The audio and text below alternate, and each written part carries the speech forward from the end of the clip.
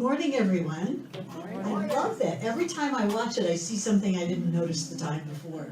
So it's just a great video. So I'm Pamella Bailey, one of the practitioners here. And so first I'd like to ask all of the practitioners and ministers present, including our Lindas in the back. No, you're not going to stand? You gotta, Okay. we have a wonderful visiting minister. Yes, we do. Yeah. We do. And a visiting practitioner too behind the camera. Yes, we do. In any case, so I am going to introduce each of you. We have our Reverend Lynn Chaplain-Noe. We have our senior minister, Reverend Pamella Geagan. Our assistant minister, Reverend Betty Ann Brennan. Back in the back, we have Buzz, who you saw in What's the Buzz? And Marcia. And Linda Rojo behind the camera, and Linda Fisher in the chair. Yay. And I believe that's all the ministers and practitioners. Thank you, thank you, thank you. So here we are on Freedom Weekend. And so, as practitioner of the day, you know, the theme, of course, is freedom and liberty and celebrating our country's birth and existence. And one of the things that happened this week, I'll just briefly share it. I was with a friend who's an immigrant. She and her family immigrated here from Russia. It was not an easy trip. And when they were eligible, that's 5 years after they arrived here, of course they went and got their citizenship. And when you have friends like this who've had to really work to become citizens, for me, it makes me present to what a gift I was given by simply being born here. So I just love to presence that thought. So some of the writings this month were kind of putting together forgiveness and freedom.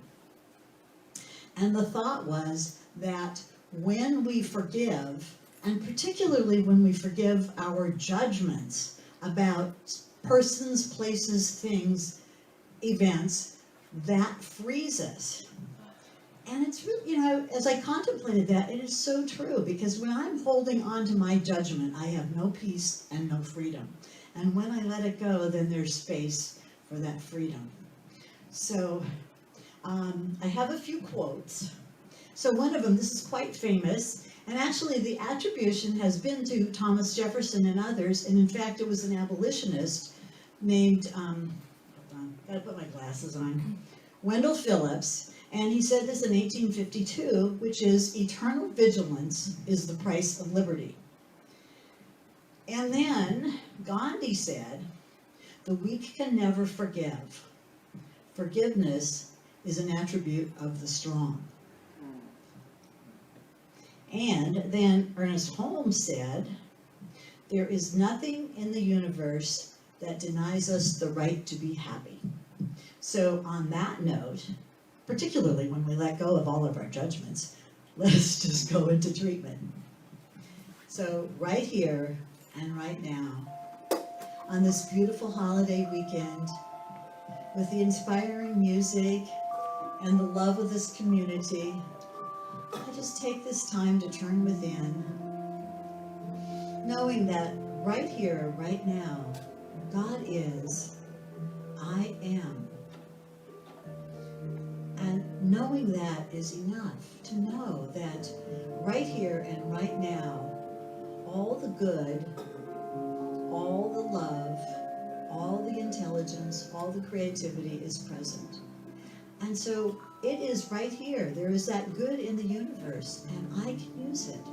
So I know that I am one with it, and that each and every one of us has access to using that good. We are free to use all the good in the universe.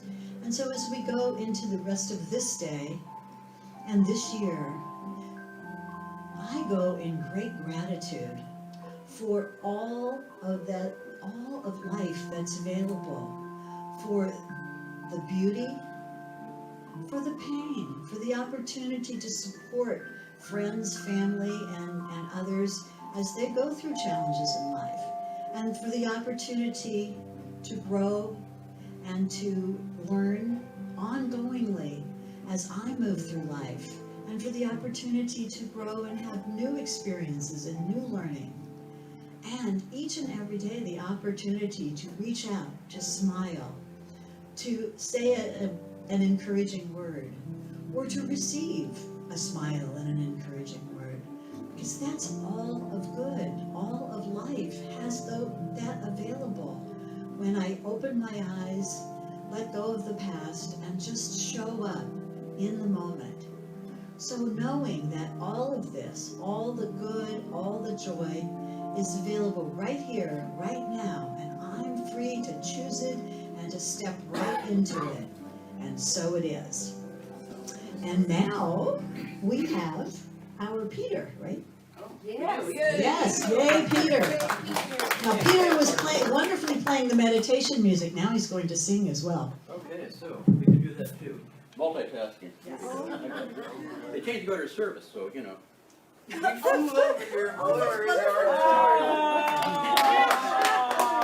Wingman, my wingman, okay. All right. Hey, He I watched the stole old those John movies. from so my we- girlfriend. Okay, what nerve he has. Okay. If it flies, let it fly. Yeah. Let it fly. 4th of July, we're at James' house. Let it fly, okay. If it works, it works. It works, it works. Plant those seeds. Computer on. Okay. On, power on. Microphone on. Oh, on you want to be, okay.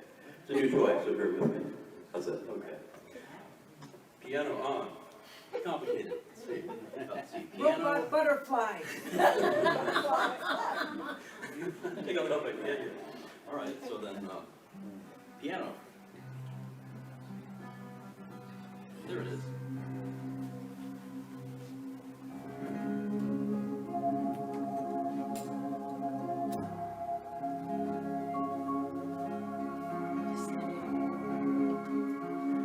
This is a Sarah McLachlan song. The Arms of an Angel. Plays the wind.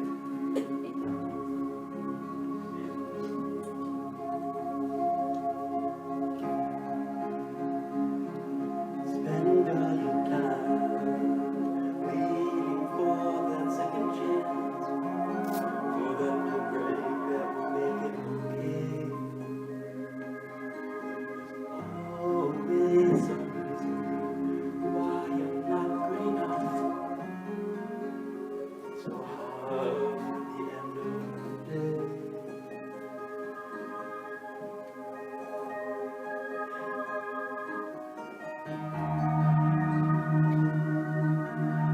I need some distraction, beautiful views. Better easy for my day. Maybe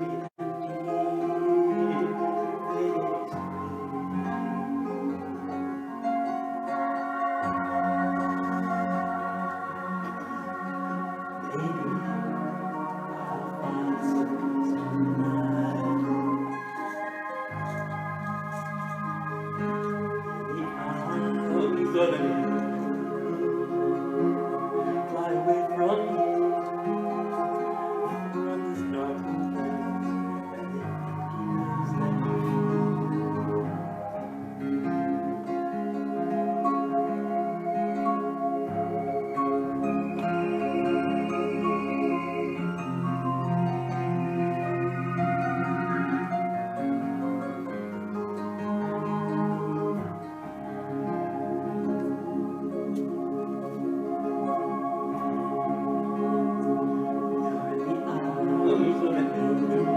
you find some comfort there.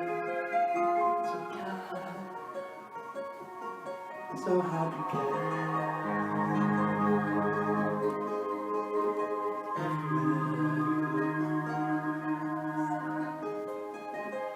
Surrounded by fortunes and storm keeps on whispering. You keep building lies. Make up for all that you lack.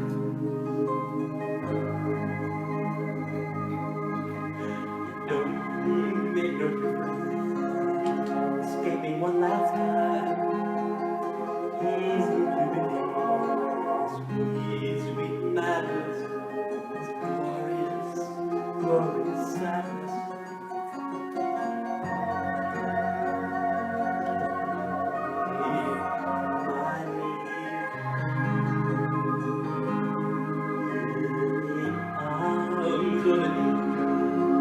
fly away from here, from this dark old place and everything that you feel.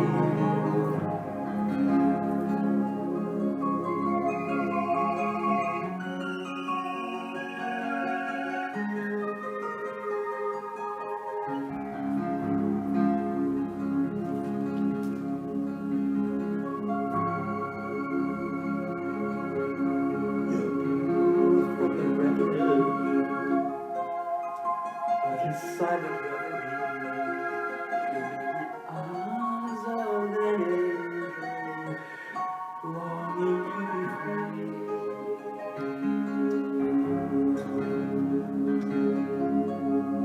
The arms of an angel, fly away from here, from this dark place, everything that you feel.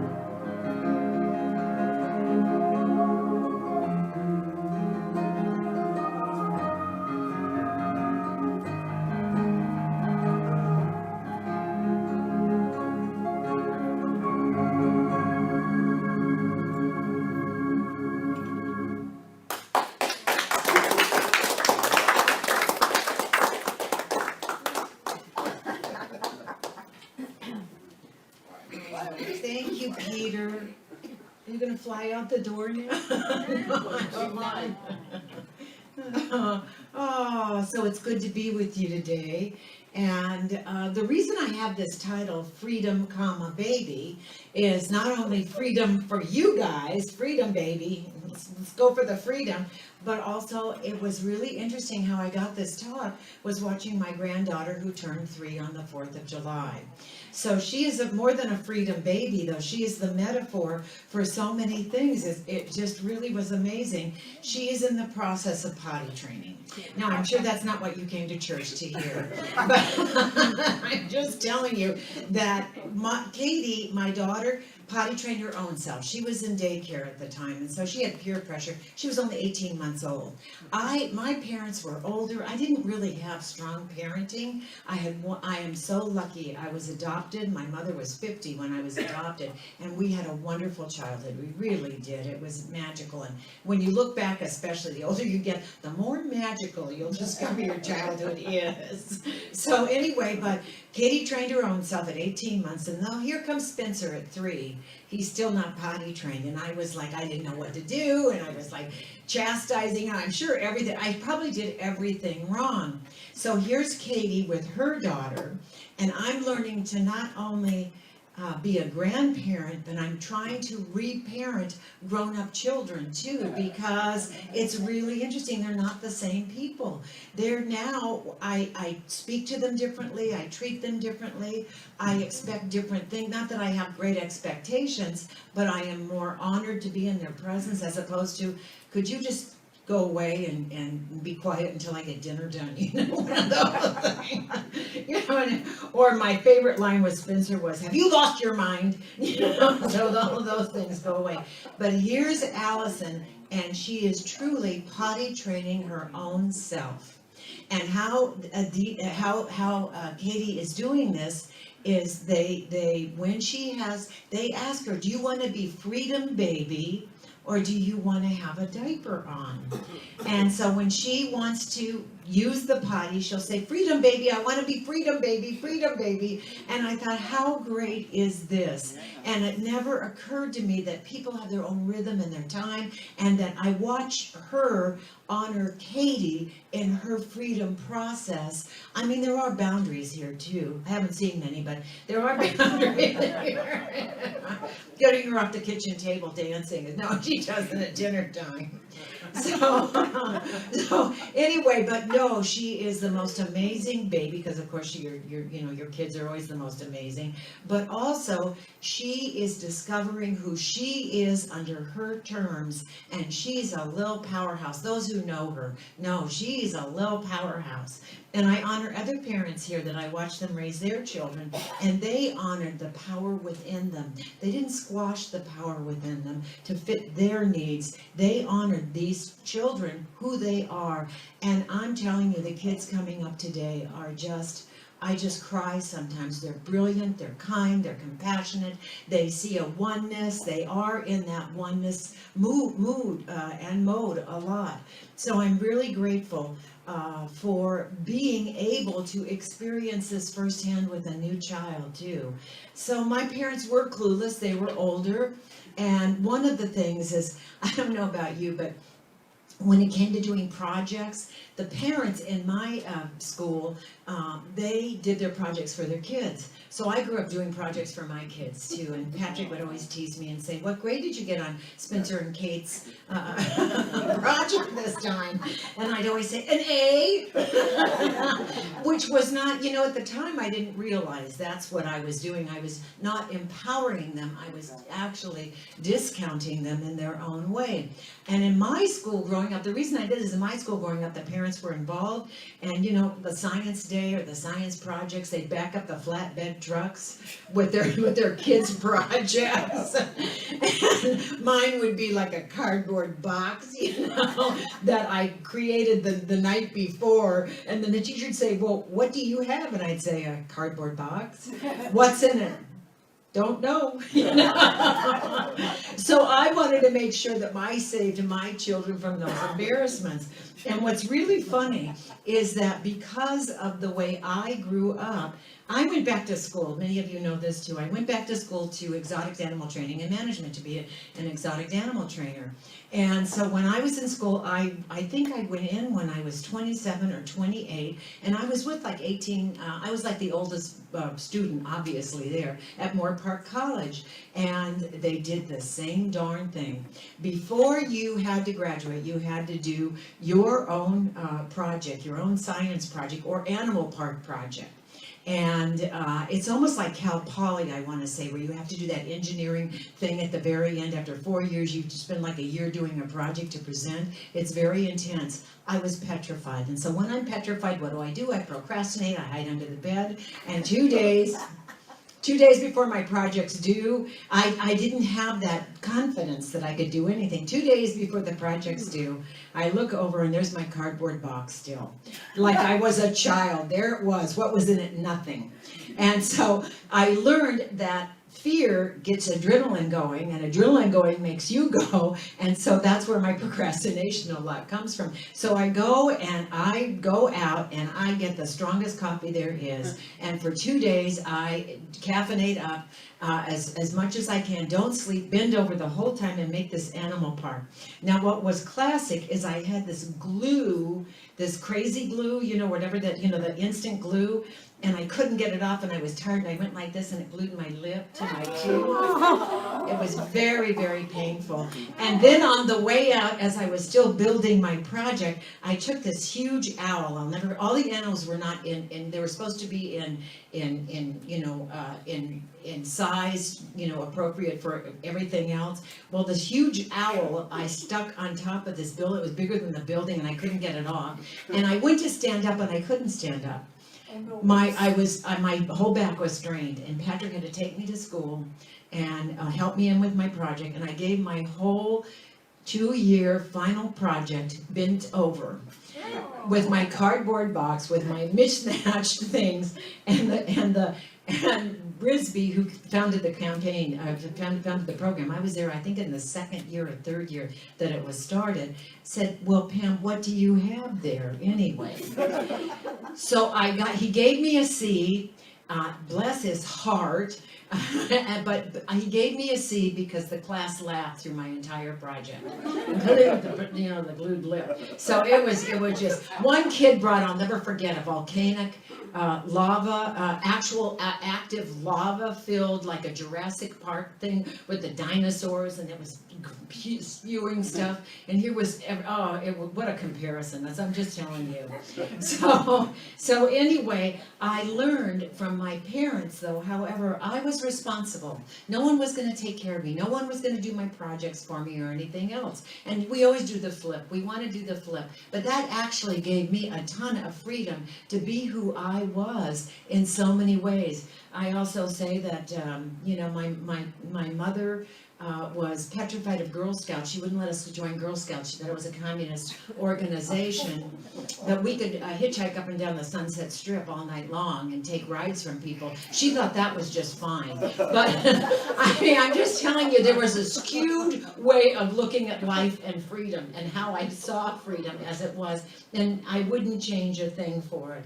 So what is freedom and how do we get our own personal freedom? Not everybody has a parent that's going to empower them that way. And maybe it is best that you're not empowered the way I took my children's power away. It is best to let them find out what works for them, what their strengths are, their power is, and everything else. My life has been one great search of discovering who I am. And I think I know Krishna says, the most important journey you'll ever have is to find out who you are. That is what you're here for. That is what all the layers are for, that we go beyond the surface layers despite anything that's happening around you. When the earth shakes, it's a heaven quake. It's not an earthquake, it's a heaven quake. It awakens us to new ways of being. It awakens us, I'm thinking, I don't know, does anybody else have their earthquake kit since, or see what they have? Well, look at us, aren't we brave? Well, I'm not going to your houses, because mine's not ready. But you know, it's like when these things happen, it awakes us to the compassion we have for the people that have gone through it, for the people who've lost their homes with the floods, the fires, the earthquakes. All we have left is the locusts, I believe. And then, yeah, don't go there.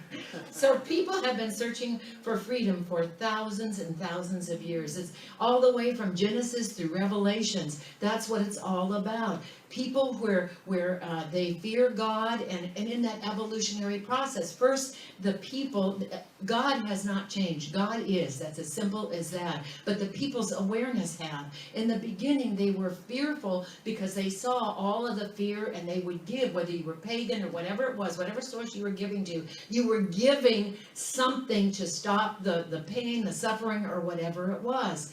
By the time the New Testament came along, you were giving to healing. You were praying through Jesus to heal you, not knowing that power is always within you.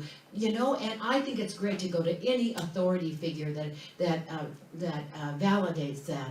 I mean, you know, I say all these really strong things like I'm healing myself, and I'm this, I'm that, I'm, whatever it is, and then something happens and I crumble. I'm on my knees, bringing me to my knees, thinking, okay, I let go, I let the divine, I call it God, I let God fill my soul, fill my heart, fill my life, and I listen more deeply. I'm awake, I'm aware, I alert, I am listening so much more deeply to who I am, because everything that comes up for us is growth, and when the layers peel away, that's when who we are shows up more than ever. Today, people are living in spiritual slavery without realizing it. They chase false gods. They chase their job, their money, their whatever it is. It is not the thing itself. Your employer is not God. Whatever you're doing has to come for true peace, and true freedom has to come from that happiness that you get from whatever you do. And whether it's giving to someone, receiving from someone, or whatever it is the divine within and our perception of the divine within. And that's where a lot of our true freedom is skewed sometimes. It's our own belief system, our own perception. This is a teaching where we look and we see, what are we teaching? What affirmations are we using? How do we see life? And I always said perception is absolutely realization in our own way. So when we believe bad thoughts, when we believe bad things, when we hear fearful things, and we go there, what manifests in our life? That which is not desirable. And so then we go back to the old patterns of saying, I have to have money, I have to have best relationships, I have to have this, I have to have that, I need, instead of be, embrace. So one of the ways you can embrace your freedom is to look and see where you are free, and the choices you're making, do they make you feel free in your life? There are certain patterns I have that when I go back to them, I feel like I'm a prisoner. I'm a prisoner in my own mind, and I'm a prisoner in my own body, and I'm a prisoner in my own life.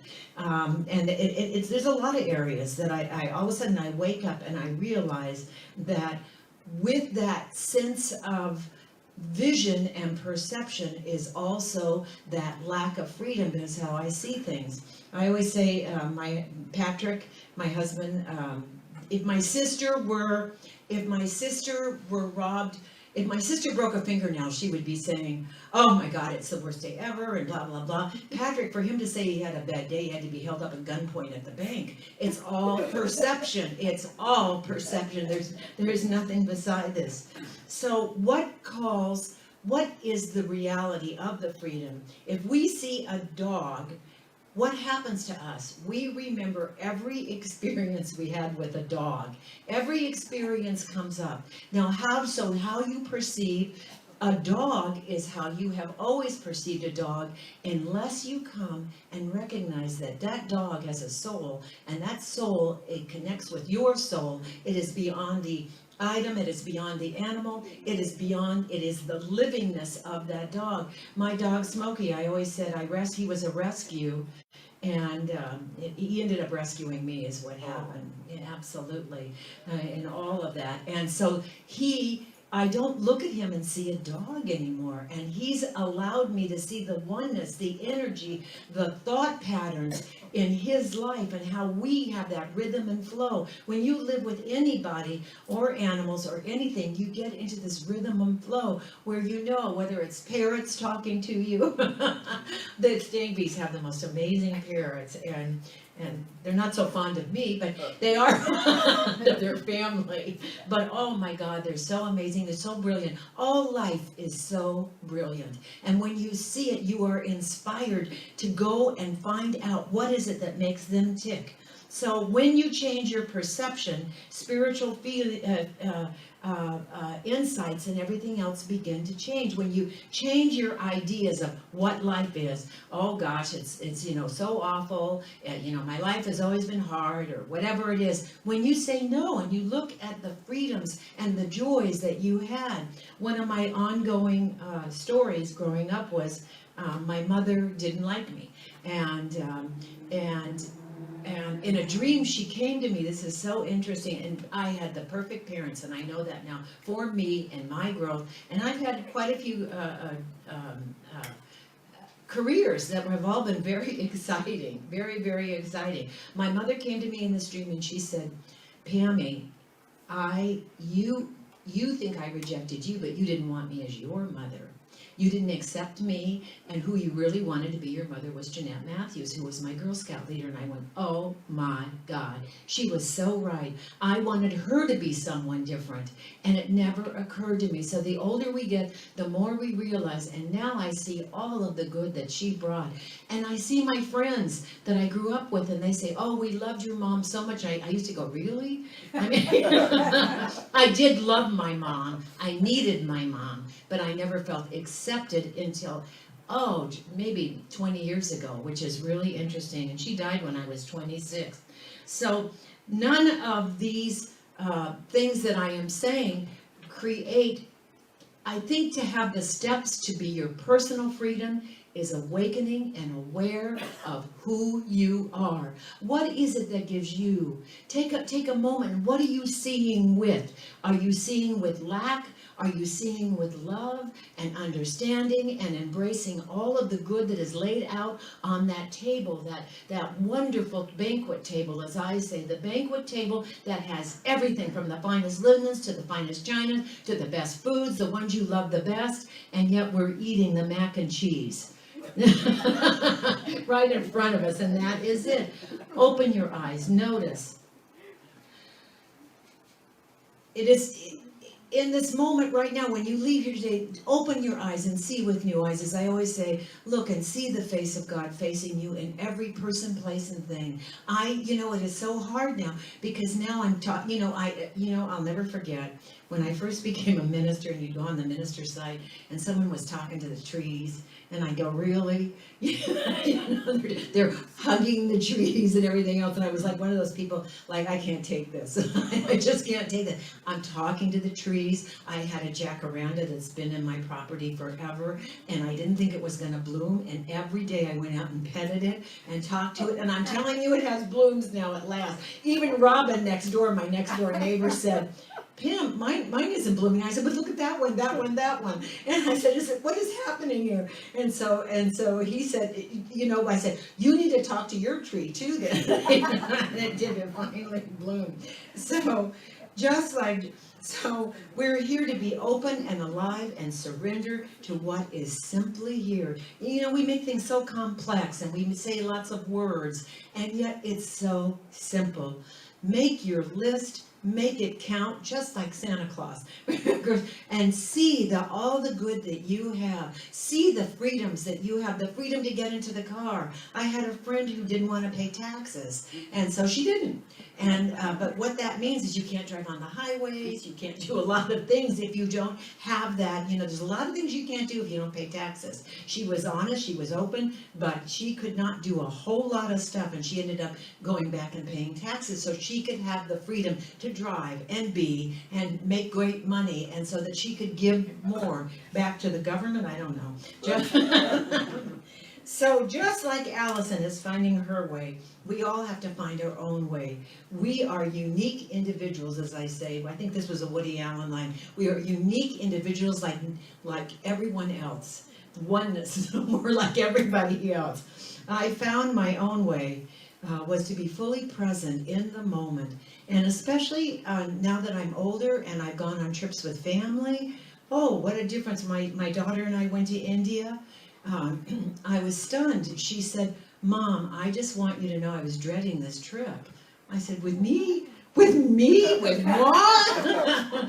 Me saying, tie your shoes, drink your milk. No. And she said, I've never known you as two adults together. And I was stunned. She said, I just want you to know that if I didn't know you, you'd be one of my best friends. And it was so wonderful. So to be in that new space of honoring everybody and where they're at and looking at their good and knowing that we're all on this journey together. Peace is not something you wish for. It is something you make, something you are, something you do, and something you give away. The greatest gift you have is our attention, and that to place it determines whether you know there's spiritual suffering or freedom.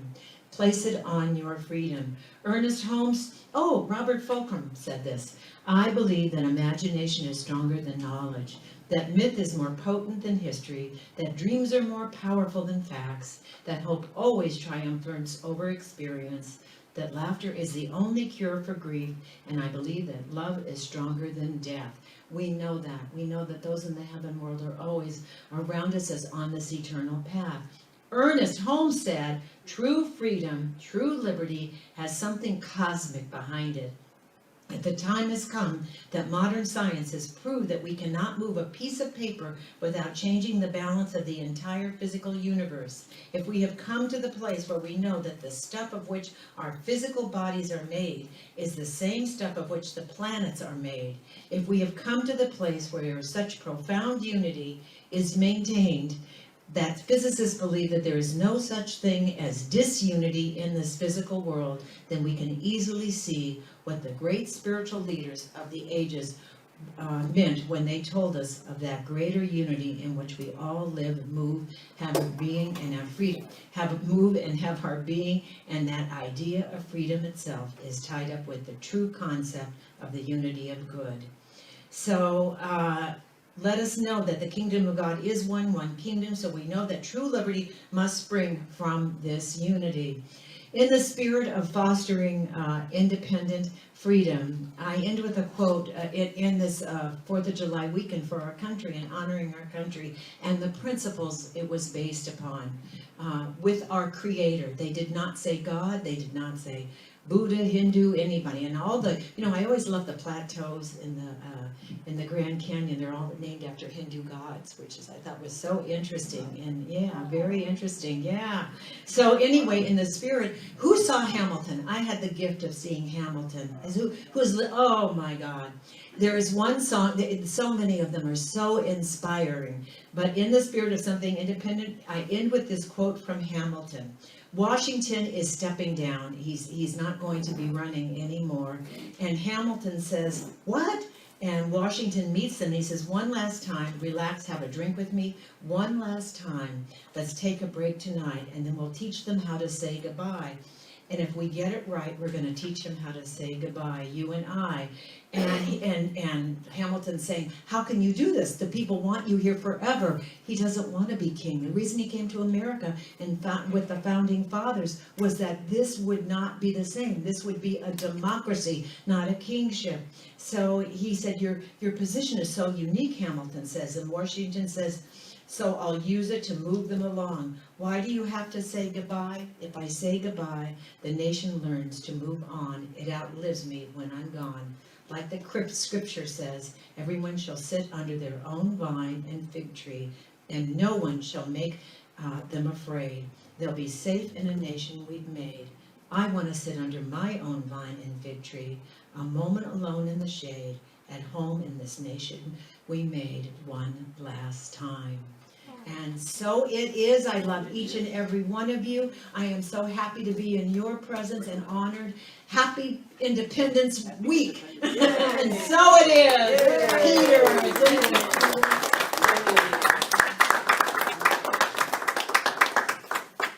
A little disco here.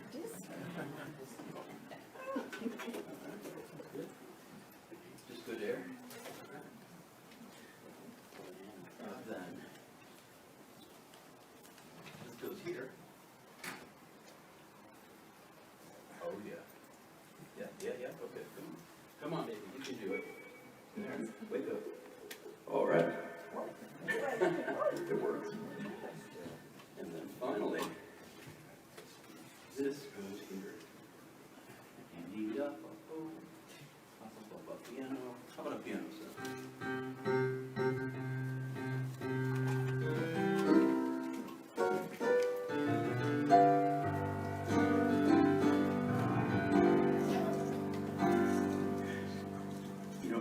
Your story reminded me of a story talking about your science project. And I gotta tell you about my science project because it's like junior high school and they give you all year to do it, right? Yeah. But being a kid, I was like the night before, I better start this thing, science project. So we turned it in and I got an A. So I thought, no. Then my classmate comes to me and he says, no, dummy, you're holding it wrong. You got a D. True story. I get back with you, I got a C. Oh, dear, this passed. I'm free, I'm unlimited. Who came to find me? I am free, I'm unlimited right now. I am free, I'm unlimited. Who came to find me? Free, I'm unlimited right now.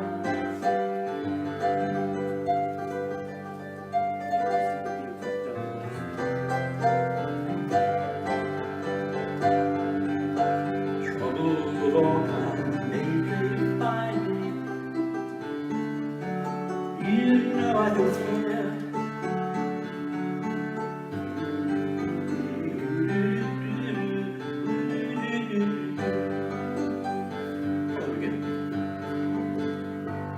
Troubles all kinds might try to find me when it's my turn up and down. No, I don't care. I just keep on swinging till I hit a home run just like that. Oh,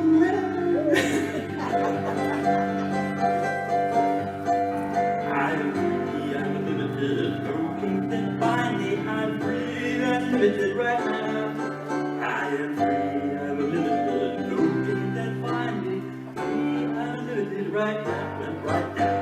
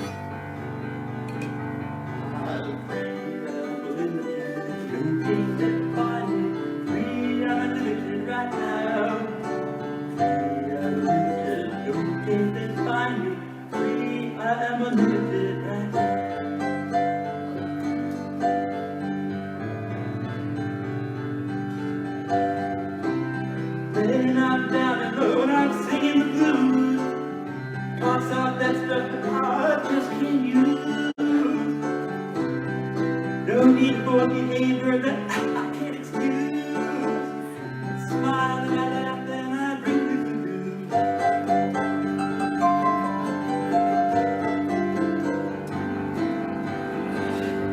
I'm free, I'm limited, no king can find me. Free, I'm limited right now. I'm free, I'm limited, no king can find me. Free, I'm limited right now. Put it that way.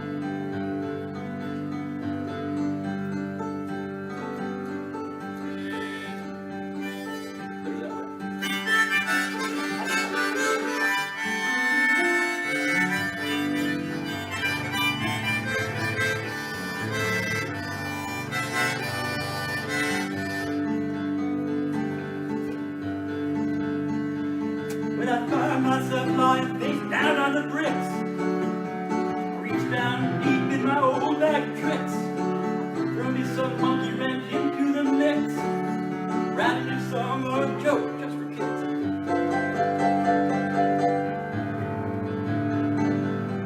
Sing with me if you want. You know. I am free, I'm limited, no king can find me. Free, I'm limited right now, right now. Free, I'm limited, no king can find me.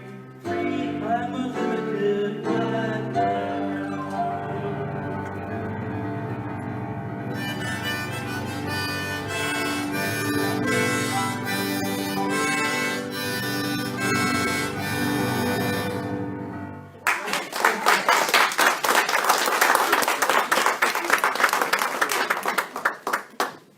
I'm free and unlimited right now. Oh, so now this is a sacred time for giving, and please take your affirmations from Reverend Betty Ann, and we're going to do our affirmation buzz together, and then as I go into treatment, Peter will play under. Thank you, Peter. Coming up. Okay. It's rising up. Freedom's rising up here. Okay. Divine love blesses and multiplies all that I have, all that I give, and all that I receive. And so it is, and that's the way it is. And so as we go within, know with me that giving is one of the most sacred things you can do. You're not giving to a person, place, or thing. You are giving to Spirit Divine that gives back tenfold always. And I'm so grateful for this teaching. I'm so grateful for a life that I feel supported in and prosper in and love in and joy filled in. And new awarenesses and awakenesses all the time. And so it is.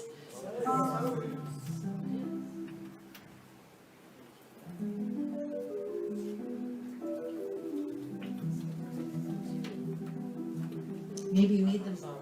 No, they always stick together.